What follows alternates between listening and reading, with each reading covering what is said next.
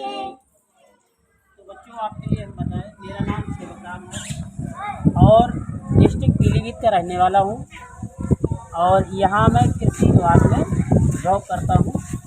और आज हम संचारी रोग नियंत्रण की बैठक लेने के लिए आपके साथ आए हैं कि चूहों से क्या क्या बीमारियाँ फैलती हैं, उनके रोकथाम व उपाय के बारे में, और कौन कौन सा रोग फैलता है ये हमने क्लास में आपके बताया है, बच्चों ने सुना है।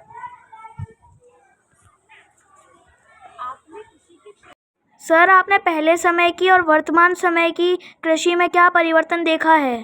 कृषि के क्षेत्र में ये परिवर्तन देखा है। पहले हम खेती करते थे तो वो खेती हम नहीं कर रहे हैं।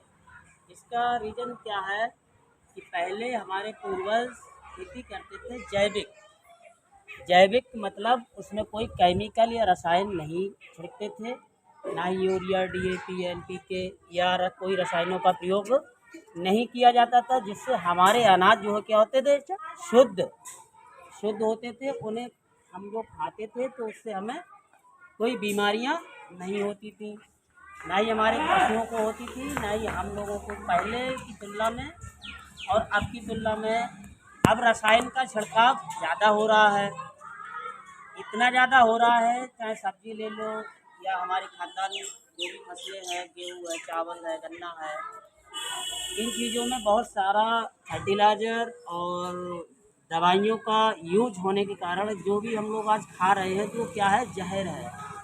और इससे क्या है, हमारे जीवन शैली पर बहुत सारा प्रभाव पड़ता है।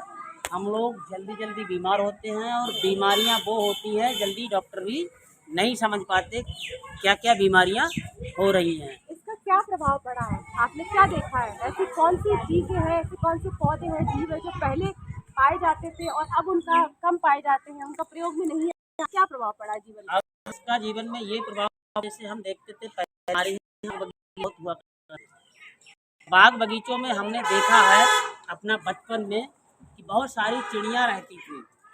नदी, तालाब, पानी, वर्षा, ये सब समय समय पर और वातावरण के अनुकूल होता था। अब प्रतिकूल जा रहा है, बेमौसम बरसात, कभी सूखा कभी बाढ़, है नहीं। बहुत सारी जगह आपने देखा होगा कि धूप खिल रही है और बहुत सारा बारिश हो गए, मकान ढह गए। अब पहले ऐसा नहीं होता था। बहुत सारे पक्षी आज हमें, जैसे गिद्ध है, वो देखने को नहीं मिल रहा है। गिद्ध हमारा बहुत ही मित्र था। जैसे हमारे पशु मृत्यु हो जाते थे, उनको हम बाहर डाल के आते थे तो बहुत जल्दी वो उसका सफाया कर देते थे। आज हमारे गिद्ध जो है दिखाई नहीं दे रहे दूर दूर तक। आपका मुख्य भोजन क्या है और ये आपके क्षेत्र में क्या उगाया जाता है? हमारे क्षेत्र में हमारा मुख्य भोजन गेहूँ और चावल है।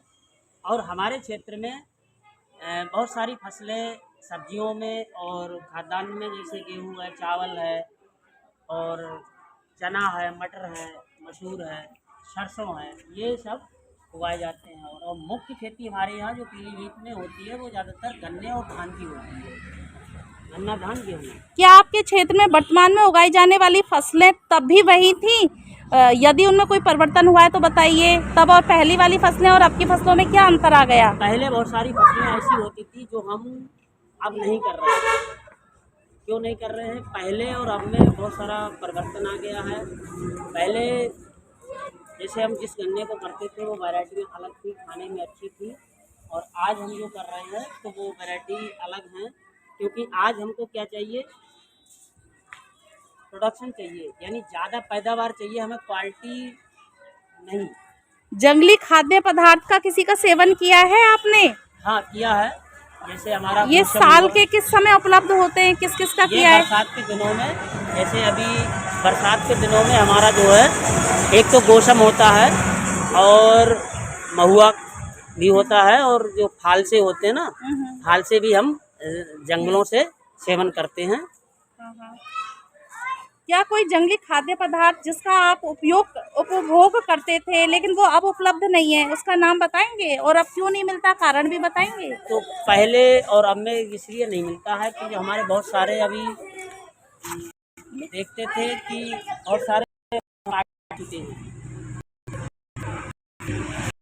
सड़कों पर, जैसे जाम हो गया पहले बहुत सारे मिल जाते थे, देखने में नहीं मिलती थी। हमने इन्हें काट वीरान कर और नई जो है प्रजातियां नहीं लगाई हैं। क्या कोई पेड़ या पौधा की ऐसी प्रजाति है जो लोग वर्तमान में जिससे अपना जीवन यापन कर रहे हो, आजीविका कमाते हो? हाँ हाँ है, बहुत सारी है। जैसे अभी वर्तमान में लौकी है, तोरई है, भिंडी है, करेला है, इनकी बहुत सारी जगह खेती होती है सब्जियों की, जिससे वो बहुत सारी अर्निंग कर रहे हैं। बहुत से लोगों ने अमरूद के बाग लगाए हैं, बेरी के बाग लगाए हैं, आम के बाग लगाए हैं। इनसे जो है बहुत सारी अर्निंग कर रहे हैं। क्या लोगों के अलावा आपने अन्य जानवरों को भी इन पेड़ पौधों पर आश्रित देखा है? हाँ देखा है। 20 या 40 वर्षों में आपने इस पौधे या पेड़ की प्रजाति के फैलने या फूलने में कोई परिवर्तन देखा है क्या? देखा है। किस पेड़ के? पहले जो पहले होते थे ऐसे कोई पेड़ या प्रजाति जो अब नहीं होती? हाँ, पहले बहुत सारे हमारे पेड़ ऐसे होते थे, जैसे हमारे छाया के लिए हमारे यहाँ बरगद के पेड़, अब वो ज़्यादा जगह घेरने के कारण अब हमें देखने को नहीं मिलते। लोगों ने उनका कटान करा दिया, पीपल के पेड़ों को कटान करा दिया, और आज हम छाया के लिए तरस रहे हैं। अच्छा, जलवायु के बारे में बताइए। क्या आपके क्षेत्र में पिछले 20 या 40 वर्षों के दौरान मानसून बदल गया है? मानसून बदल गया है। पहले और अब की अपेक्षा में आज जो है गर्मी इतनी ज़्यादा हो रही है, पहले इतनी नहीं होती थी। पहले ठंड ज़्यादा होती थी, गर्मी कम होती थी, और बरसात जो है बरसात समय से ही होती थी। क्या आज आपके क्षेत्र में 20-40 साल पहले की तुलना में सूखे या बाढ़ बहुत ज़्यादा होने लगी है कि कम है? बाढ़ और सूखा, ये जो है बाढ़ ज़्यादा होने लगी है, क्योंकि ये बाढ़ से बहुत सारे, अब हमारे बिहार में ही ले लो, बिहार पूरा बाढ़ से पूरी फसल को क्या, मकान गांव भी चले जाते हैं। पहले ऐसा नहीं होता था। मौसम में इतने सारे बदलाव हो रहे हैं, तो आपके और आपके परिवार के जीवन को कैसा प्रभावित करते हैं ये बदलाव?